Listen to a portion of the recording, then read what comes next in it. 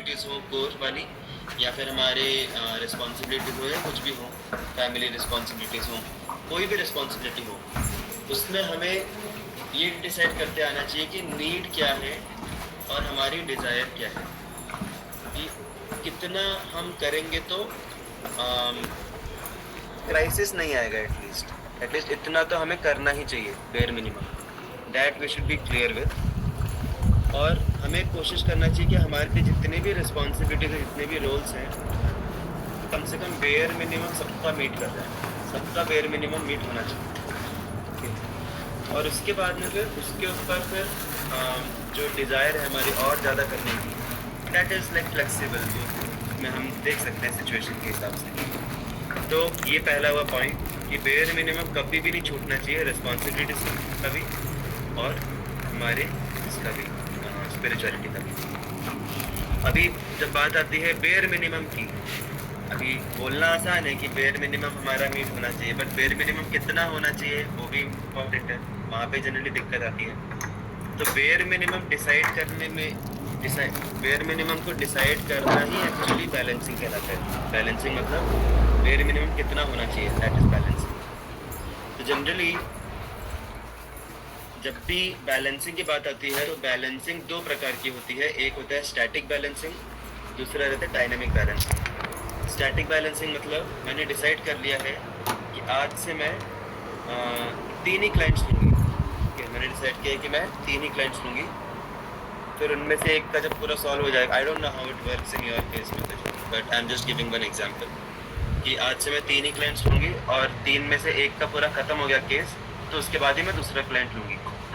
तो ये आपने एक प्रण ले लिया है, तो इसको क्या बोलेंगे, इसको बोलेंगे स्टैटिक बैलेंसिंग। मतलब आपने एक ऐसा प्रण लिया जो हर सिचुएशन में इसको फॉलो करोगी, that is static balancing. I am giving her example because she has asked the question, but आप सभी लोग अपने अपने सिनेरियोज में इसको इंटरप्रेट कर सकते हैं। स्टैटिक बैलेंसिंग मतलब एक प्रकार का रेजोल्यूशन ले लेना।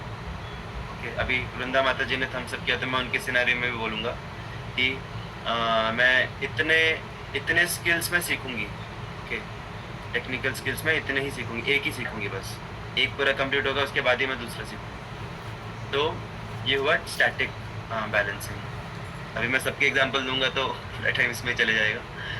तो दूसरा रहता है डायनामिक बैलेंसिंग। डायनामिक बैलेंसिंग मतलब सिचुएशन के हिसाब से कम ज़्यादा करते रहना।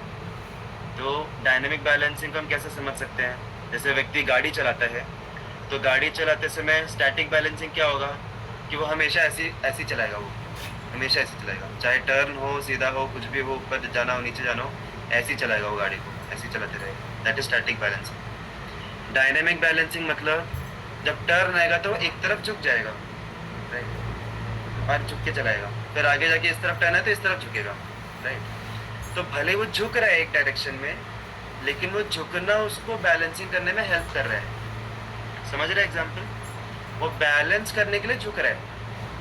तो उसी प्रकार से हमारे जीवन में स्टैटिक बैलेंसिंग कभी काम नहीं आएगा, हमारे जीवन में बैलेंसिंग डायनेमिक वाला काम आएगा, कि हम सिचुएशन के हिसाब से कभी हम अपने भक्ति को बढ़ाएं। जैसे पुरुषोत्तम मास चल रहा है, तो पुरुषोत्तम मास में हमको कोशिश करना चाहिए कि हम थोड़ा सा भक्ति की तरफ थोड़ा टिल्ट ले लें।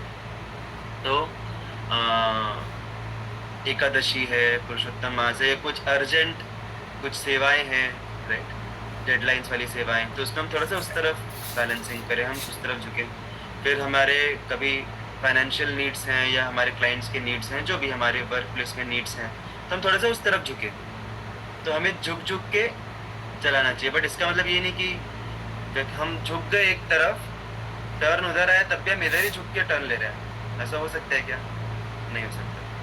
हमें कंपनसेट करना चाहिए। जैसे अभी फॉर एग्जांपल कोई व्यक्ति का एग्ज़ाम चल रहा है, तो वो थोड़ा सा एकेडमिक साइड में ज़्यादा झुकेगा, बैलेंस, उसको बोलेंगे बैलेंसिंग। एकेडमिक साइड में ज़्यादा झुकने को बोलेंगे बैलेंसिंग। लेकिन जब उसका एग्ज़ाम ख़त्म हो गया तो फिर उसको थोड़ा सा कंपनसेट करना चाहिए, अपोजिट डायरेक्शन में झुक के उसको थोड़ा सा अपना स्पिरिचुअलिटी और बढ़ा देना चाहिए, रेगुलर से ज़्यादा बढ़ा देना चाहिए कंपनसेट करने के लिए। तो इस प्रकार से हमें अलग अलग लाइफ की सिचुएशन में पहले थोड़ा इधर झुकना चाहिए, फिर बाद में इसको कंपनसेट करना चाहिए उधर झुक के, फिर वापस से कंपनसेट करना चाहिए इधर झुक के। तो because life is not so simple, life is complex. तो हमें थोड़ा सा ये डायनेमिक बैलेंसिंग आना चाहिए। ये हुआ दूसरा पॉइंट कि हमें कभी भी ऐसा नहीं सोचना चाहिए कि अगर मैं थोड़ा सा मैंने क्लाइंट्स बढ़ा दिया, जॉब बढ़ा दिया, तो मैं शायद डिसबैलेंस तो नहीं हो रही। नहीं नहीं, ऐसा नहीं सोचना चाहिए। दैट इज़ ऑल्सो बैलेंसिंग, वो डायनेमिक बैलेंसिंग है। वो आपके भक्ति को और प्रोटेक्ट करेगा, राइट। आपकी गाड़ी चलती रहेगी आगे। That is second thing. Third thing is, इसी एग्जाम्पल में जब हम एक तरफ मुड़ते हैं, तो जैसे सपोज टर्न आया, आप इस तरफ मुड़े, तो क्या इस तरफ मुड़ते मुड़ते आप डायरेक्ट ज़मीन पे गिर जाते हो क्या? नहीं, आप थोड़ा सा ऊपर भी रहते हो, राइट। मतलब आपका ये जो लेफ्ट, अगर आप राइट में मुड़ रहे हो, लेफ्ट वाला कंपोनेंट थोड़ा रहता है, समझ रहे हैं? लेफ्ट वाला कंपोनेंट मतलब आप पूरी तरह से नहीं गिर जाते। तो इसीलिए वही जो मैंने पहले बोला कि बेयर मिनिमम हमेशा मीट होना चाहिए। हमारा बेयर मिनिमम हमेशा मीट होना चाहिए। अगर हमने ऐसा किया कि चलो अपना वर्क के चक्कर में हमने अगर हम सोचते हैं कि चलो ये 2 महीना मेरा बहुत हेक्टिक जाने वाला है, तो ये 2 महीने में पूरे तरीके से वर्क पे फोकस करूँगी, चैंटिंग मैं नहीं करूँगी 2 महीने के लिए।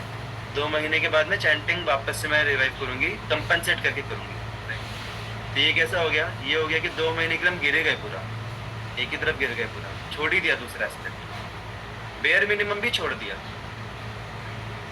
तो बेयर मिनिमम हमेशा चलते रहना चाहिए। या फिर पुरुषोत्तम मास में आपने सोचा कि पुरुषोत्तम मास में मैं क्लाइंट्स ही नहीं लूँगी, सारे क्लाइंट्स जाए गड्ढे में, मुझे वो अपना अपना देख लेंगे मैं अपना पूरा भक्ति करूँगी। तो ये हो गया, आप उस तरफ फिर आप ये हो गए, पूरी तरह गिरे गए। तो इसीलिए बेयर मिनिमम हमेशा मीट होना चाहिए, और उसके साथ साथ फिर हमें जो एक्स्ट्रा है उसमें हमें कम ज़्यादा, कभी इधर कभी उधर, कभी इधर कभी उधर करते रहना चाहिए। और सबसे इम्पॉर्टेंट एस्पेक्ट अभी ये सारी चीज़ों का जो अल्टीमेट प्रैक्टिकल एसेंस क्या है? प्रैक्टिकल एसेंस ये है कि हमें या तो अपनी बुद्धि से हमें समझना चाहिए कि क्या है राइट बैलेंस, बेयर मिनिमम कितना है। वो जो बेयर मिनिमम जो लाइनिंग है ना, वो बाउंड्री बेयर मिनिमम की, वो सबसे ज़्यादा मैटर करती है इसमें, कि ये बाउंड्री इतना करना मेरे लिए बेयर मिनिमम है, इससे ज़्यादा फिर वो सरप्लस हो रहा है, गुड सरप्लस है वो, तो इतना बेयर मिनिमम होना चाहिए। तो ये जो लाइन है, ये लाइन डिसाइड करने में सबसे इम्पॉर्टेंट है गाइडेंस। गाइडेंस बहुत इम्पॉर्टेंट है। हमें किसी तो ऐसे व्यक्ति से गाइडेंस लेना चाहिए जो हमारे मल्टीपल एस्पेक्ट्स को समझता है, उसको वैल्यू देता है हर एक एस्पेक्ट को, और उन सभी को इक्वली वैल्यू देता है, राइट। क्योंकि अगर आप किसी ऐसे व्यक्ति से पूछेंगे, अगर आप किसी ऐसे व्यक्ति से पूछेंगे जो भक्ति नहीं करते हैं, या बिना पूछे भी ऐसे लोग बोलेंगे हमें, क्योंकि बोलते हैं हमारे फैमिली वाले, रिलेटिव्स, फ्रेंड्स बोलते हैं कि अरे क्या ये भक्ति वक्ति छोड़ो, बाद में करना, अभी मत करो, अभी पूरी तरह से वर्क पे फोकस करो। तो वो क्या हमारे सारे पहलुओं को वैल्यू कर रहे हैं? नहीं, वो उनको पता ही नहीं है ना हमारे भक्ति के बारे में। तो वो एक तरफा, उनका जो ओपिनियन है, उनका जो गाइडेंस है, एक तरफा गाइडेंस है। या अगर कोई ऐसे साधु महात्मा जी हैं जो कि बोलते हैं कि अरे ये सब मोह माया है, अपना सारे क्लाइंट्स माया है, और सारा तुम्हारा जो हीलिंग है सब मोह है, ऐसा बोल के अगर वो आपको बोलते हैं कि सब छोड़ो, अल्टीमेटली जीवन का सार क्या है? भक्ति जीवन का सार है, चैंटिंग जीवन का सार है, बस दिन रात चैंटिंग करते रहो। तो ऐसा अगर कोई साधु महात्मा बोलते हैं, तो वो भी आपके हर एक एस्पेक्ट को वैल्यू नहीं कर रहे, राइट। तो हमें ऐसे व्यक्ति से थोड़ा गाइडेंस लेना चाहिए जो कि हमारे सारे एस्पेक्ट्स को वैल्यू करता है, हमारे वर्क को भी, हमारे स्पिरिचुअल रिस्पॉन्सिबिलिटीज़ को भी, हमारी फैमिली रिस्पॉन्सिबिलिटीज़ को भी, हमारे हेल्थ रिस्पॉन्सिबिलिटीज़ को भी, सबको जो वैल्यू करता है, उनसे हमें थोड़ा सा बातचीत करना चाहिए, डिस्कशन करना चाहिए, गाइडेंस लेना चाहिए, और उनके साथ हमें क्लियर कट होना चाहिए कि ये इतना बाउंड्री है, इससे कम नहीं करना है अभी, ऐसे क्लियर कट अंडरस्टैंडिंग होना चाहिए, और फिर उसको फॉलो करना चाहिए। नहीं करेंगे तो फिर पूरा हैवॉक होगा हमारे लाइफ में। स्पिरिचुअल साइड में भी अगर बहुत ज़्यादा चले जाएंगे अननेसेसरीली, तो उससे भी हैवॉक होगा, राइट। और similar case with material our responsibility side also. आप सोचिए, अगर आप रिस्पॉन्सिबिलिटीज़ में इतना घुस गए कि आपने अपने जो हेल्थ है, हेल्थ भी हमारा एक पहलू है लाइफ का, खुद के हेल्थ को ही ख्याल नहीं रखा, राइट। तो उससे क्या होगा? उससे आप आगे जाके दूसरों को भी हील नहीं कर पाओगे, क्योंकि आप खुद ही हीलिंग वाले कंडीशन में नहीं हो, खुद ही परेशान हो, तो दूसरों को कैसे हील करोगे? तो इसलिए सारे एस्पेक्ट जो है वो एक दूसरे को सपोर्ट करने के लिए बहुत इंपॉर्टेंट है, तो इसलिए सबको साथ में लेना जरूरी है, उसके लिए गाइडेंस बहुत जरूरी है। Hare Krishna. So can we move on now with the Preetivardhan? Ji प्रभु जी। Okay, thank you. सो आज बारी है, वैसे तो वैष्णवी माता जी की बारी है, but somehow because of last 2 days little hectic, I could not check with her if she can speak out, but I have good faith, I have lots of hopes कि बिना पूछे भी she would be ready and eager to share her experience with the forum. क्या मेरी श्रद्धा सही है वैष्णवी माता जी?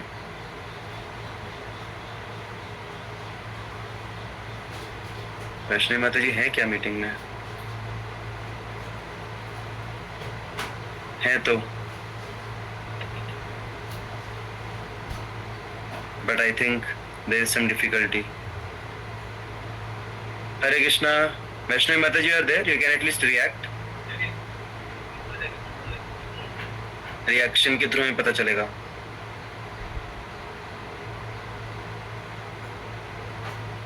Okay, sorry, थोड़ा इशू है, फाइन, नो प्रॉब्लम। नहीं, एक्चुअली मेरी तरफ से I am sorry, I should have informed before hand so that you all could be mentally prepared. But और कोई रेडी है? और कोई बोलना चाहेगा? अगर आप, you have to just share your experience of being with the overall this family of Hare Krishna Society, and how is your experience of being into this forum of Gita today? If it has helped you in some ways, आपके जीवन में अगर इसमें कुछ help मिली है इसकी वजह से, या आपको कुछ अच्छा एक्सपीरियंस मिला, या कुछ आपको अच्छा कुछ ऐसे पॉइंट्स याद हैं जो आपने अप्लाई करने का प्रयास किया, तो यू कैन शेयर दैट। तो आई अंडरस्टैंड कोई भी मेंटली प्रिपेयर्ड नहीं है, बट इन केस अगर कोई बोल सकता है, कंफर्टेबल है, then you can speak up. अगर इन केस कोई भी कंफर्टेबल नहीं है, आई कैन कम्प्लीटली अंडरस्टैंड, थोड़ा पहले से बताने से वो होता है। अगर नहीं है, then we will continue with other questions of जिज्ञासा forum, no problem, we have backup plan for everything. Oh, Jai Ho. Very nice, pleasant surprise. So we will have Sana Mataji speak up, and then after that, if time remains, then Shruti Mataji can kindly speak up.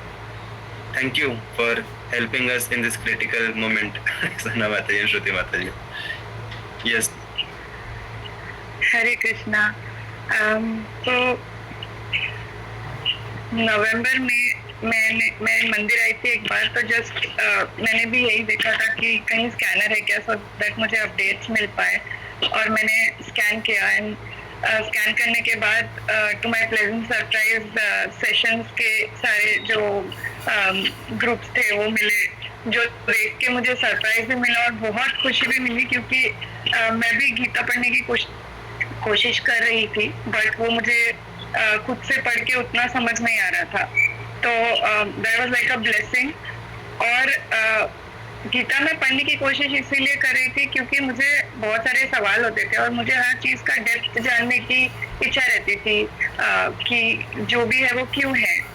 Basic चीज़ें जैसे मेरा धर्म क्या है, life का ultimate goal क्या होना चाहिए, आफ्टर डेथ क्या होता है, क्या, ये सारी चीज़ें जो बेसिक क्वेश्चंस होते हैं, और वो सारी चीज़ों के आंसर्स मुझे अभी इन सेशंस में ऑलमोस्ट मिल रहे हैं, और जो नए सवाल भी आते हैं ऑटोमेटिकली उन सारी चीज़ों के क्वेश्चंस मुझे मिलते हैं, about life, about my personal growth, about universe, सारे क्वेश्चंस मुझे यहाँ पे मिल जाते हैं जो मुझे कहीं और नहीं मिल पाते थे।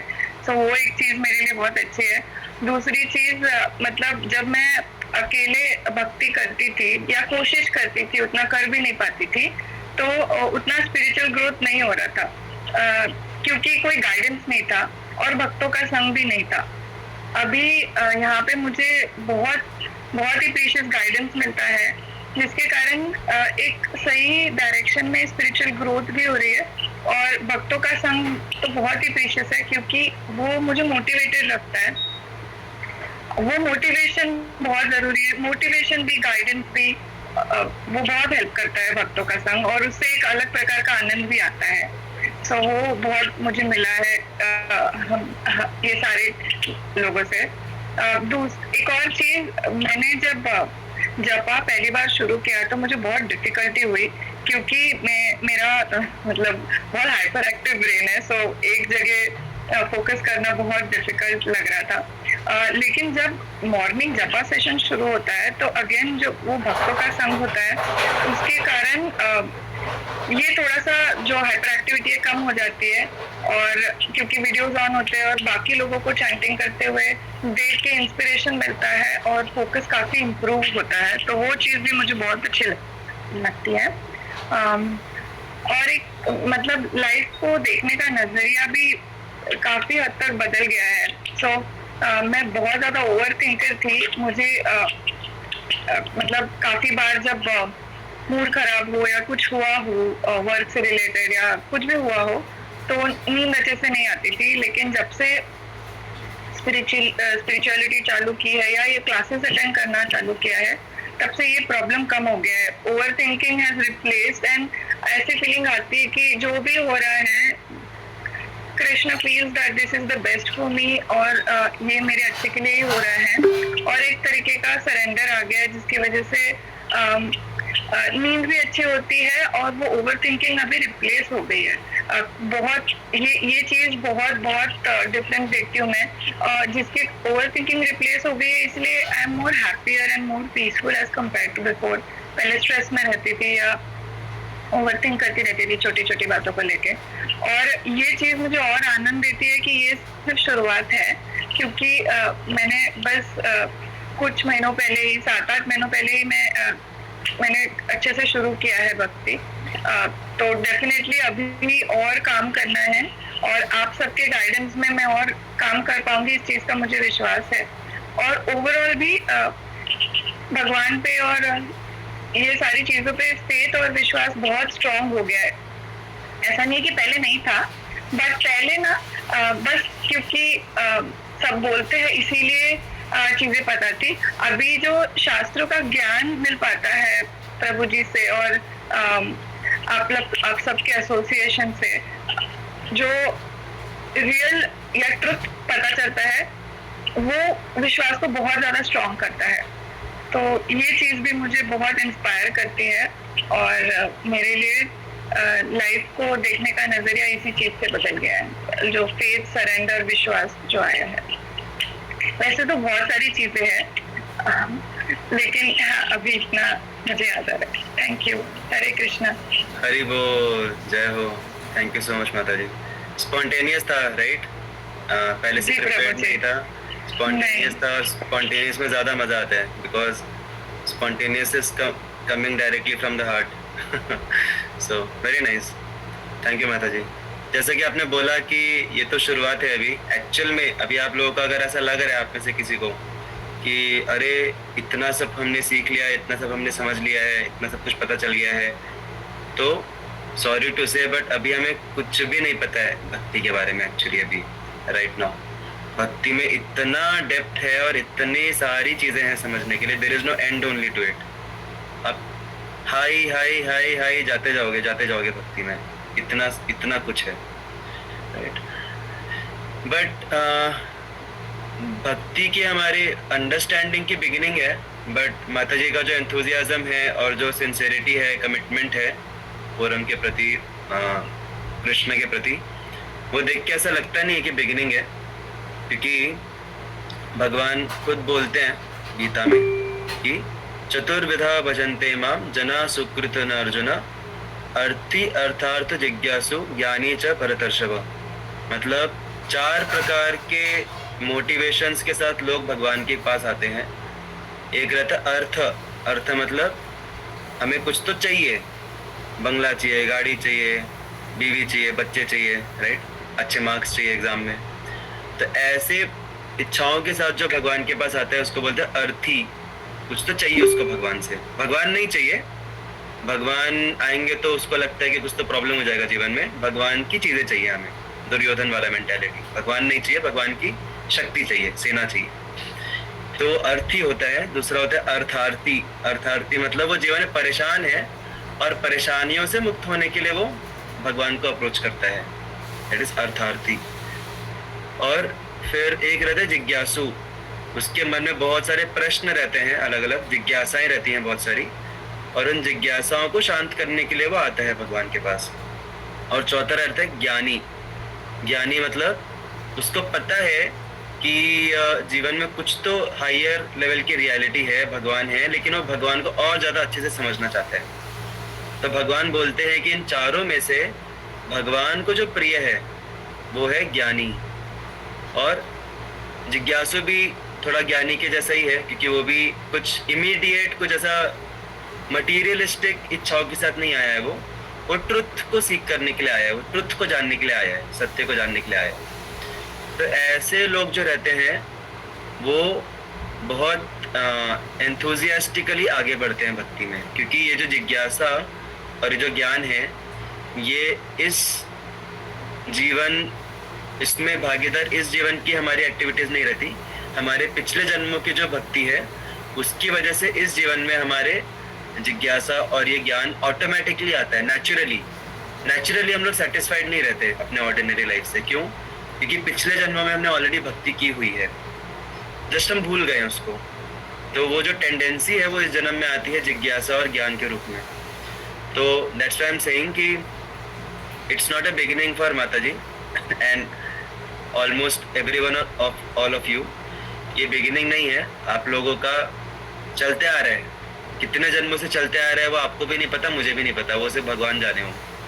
तो चलते आ रहा है, अभी इस जन्म में सिर्फ एक somehow through some medium और through some incidents वो वापस से भगवान ने आपको रिज्यूम करवाया। अभी वो पॉज बटन था, अभी रिज्यूम बटन दब गया आपके भक्ति का, that is the only thing. Start button नहीं दबाए, रिज्यूम बटन दबाए।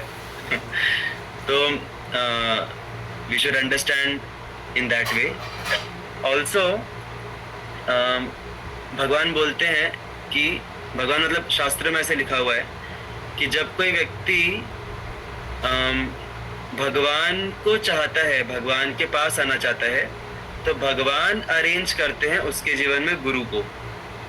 तो जब हमारे मन में इच्छा होती है भगवान के करीब आने की, तो भगवान खुद पर्सनली हमारे जीवन में गुरु को अरेंज करते हैं। जैसे अभी आप सबके जीवन में श्रील प्रभुपाद आए, तो Prabhupada is the Guru. And then भगवान की कृपा से हमें गुरु मिलते हैं, और फिर गुरु की कृपा से हमें भगवान मिलते हैं। That's how it works. तो अभी भगवान की कृपा से आपको गुरु मिल गए, प्रभुपाद मिल गए, अभी प्रभुपाद और उनकी टीचिंग्स की कृपा से हमें भगवान मिलेंगे। So that's how the whole sequence flows.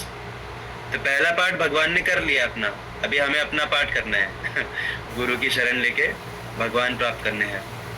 और माता जी ने जो बताया कि उनकी इच्छा, उनको इंटरेस्ट आता है, थोड़ा डीप नॉलेज उनको चाहिए था, तो ये because I have some experience of Mataji's that other side also of her responsibility and caring for the clients, because आप लोगों में से काफियों को नहीं पता रहेगा कि माताजी professionally she is a functional nutritionist।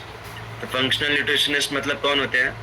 जो कि लोगों को डॉक्टर के पास जाने से बचाते हैं। इन शॉर्ट मतलब हमारे बॉडी में अलग अलग प्रकार के जो भी व्याधियाँ आती हैं, डिसीजेज आती हैं, एक सोल्यूशन रहते हैं कि हम उन डिसीजेस के साथ डील करें, जो भी कॉन्सिक्वेंस, जो भी इफेक्ट्स आ रहे हैं उनको हम डील करें, जो कि जनरली एलोपैथी में होता है। दूसरा रहता है कि हम प्रोएक्टिवली हम अपने बॉडी को अंदर से किस तरीके से हम हील करें, और अंदर से हम जो रूट कॉजेस हैं, जो भी प्रॉब्लम्स आ रही हैं उनकी रूट कॉज क्या है शरीर में, राइट? बॉडी में जो रूट कॉजेज है, डेफिशिएंसीज हों बॉडी में अलग अलग, या जो भी जो कुछ भी है, उन रूट कॉज को प्रोएक्टिवली इस तरीके से डील करे कि व्याधि ही ना आए आगे जाके। समझ रहे हैं? तो ये मैं क्यों बता रहा हूँ, क्योंकि इंडिया में उतना अभी तक ये फील्ड उतना वेल एस्टैब्लिश नहीं है। Generally in foreign it's more established. India में जनरली लोग हील होते हैं डॉक्टर के पास जाने के बाद, होपफुली, मतलब अगर वो डॉक्टर अच्छा है तो और उसको पता है तो।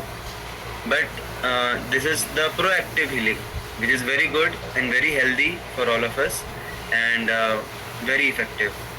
और माता जी का ऐसा नेचर ही है कि वो हर चीज़ के डेप्थ में जाने का उनका नेचर है. And this I have this experience in her other this professional side also.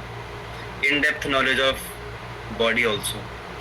और स्पेशल थिंग इज दैट कि वो जो इन डेप्थ नॉलेज सीख करने की जो टेंडेंसी है वो सिर्फ बॉडी तक सीमित नहीं रही. बॉडी के भी अंदर जो आत्मा है और ज़्यादा डीप. जनरली फंक्शनल न्यूट्रिशनिस्ट जो रहते हैं वो हील करते हैं बॉडी के स्तर पे, बट माता जी ऐसे फंक्शनल न्यूट्रिशनिस्ट हैं कि जो बॉडी के बियॉन्ड कॉन्शियसनेस, आत्मा, वहाँ तक वो हील कर सकती हैं. Because now she knows to that depth also वहाँ पे कौन से न्यूट्रिएंट्स की कमी है, राइट. जैसे डिवोटिस कई बार बोलते हैं कि हमारे जीवन में जितने भी ये आ रहे हैं, विकार आ रहे हैं, प्रॉब्लम्स आ रही हैं, वो एक विटामिन की कमी की वजह से हो रहा है. एंड दैट इज विटामिन के. व्हाट इज दैट विटामिन के? कृष्णा. विटामिन कृष्णा. क्योंकि सारी कमियां कृष्ण की कमी की वजह से सारी कमियां आती है. So this is the perfection of being a functional nutritionist, that ultimate nutrition की कमी को भी हम हील करें. So extremely glad to have Mataji in our forum, especially her whole family also. I know her husband and daughter also. मेरा family बहुत ही सात्विक है. प्रभु जी को देख के आपको लगेगा, प्रभु जी को देख के आप सत्वगुण में चले जाओगे. प्रभु जी so सात्विक and his dealings also, behavior also is so gentlemanly. I was very impressed. हम लोग जब भी recently देहू यात्रा में गए थे तो I happened to meet Prabhu ji. somehow उसके बाद प्रभु जी के दर्शन नहीं हो पाए, मिल नहीं पाए प्रभु जी से. So hankering for that. But just by meeting him it was so pleasurable experience. बहुत ही अच्छा स्वभाव है प्रभु जी का, very gentlemanly. And daughter also very. बेटी भी है. या बेटी भी है. बेटी यात्रा में आई थी, देहू यात्रा में. ऐसा लगा ही नहीं कि वो she is someone new, right. माता जी से भी ज़्यादा एंथुजियास्टिक और ज़्यादा हमको उनकी बेटी से कनेक्ट हो पा रहा था. Very enthusiastic and very naturally सबके साथ जल होना, डांसिंग करना, एवरीथिंग वेरी नेचुरल. तो they are really a very blessed family and we are very grateful to have them in our forum. माता जी ने अभी ये भी संभाला पूरा कोऑर्डिनेशन बहुत अच्छे से, राइट. आप लोगों को कैसा लगा अभी पिछले महीने का जो पूरा कोऑर्डिनेशन था? देखिए अभी मैं कुछ नहीं बोल रहा, ये लोग रिएक्ट कर रहे हैं अभी, बाकी के लोग. So the whole coordination is very perfect, very पक्का, along with balancing her other side also. So very happy to have her in our forum. Hare Krishna. Thank you so much, Mataji. Hare Krishna. Actually, I am very very grateful to have all of you, and I feel जैसे ये जो sessions होते हैं ये मेरे लिए manifestations है कृष्णा के. So it brings me more closer. So I feel really really grateful. Thank you everyone. Hari Bol. And Dandat Pranam Prabhuji. Dandat Pranam. Okay, so now we will have others speak up in evening session. Okay, so जिनके हाथ खड़े हैं ना, मैं request करूँगा कि उनके हाथ खड़े ही रहे शाम तक. होपफुली दर्द ना हो जाए हाथ उनके. So we would like to hear from Shruti Mataji and Vaishnavi Mataji in evening session. अगर in case कुछ circumstances की वजह से possible नहीं हो पाता then you can WhatsApp me before. हरे कृष्णा. अनंत कोटि वैष्णव वृंद की जय. प्रभुपाद की जय. जय. हरे कृष्णा कृष्णा कृष्णा हरे हरे, हरे राम राम राम हरे. राम राम. हरे कृष्णा हरे राम राम हरे हरे.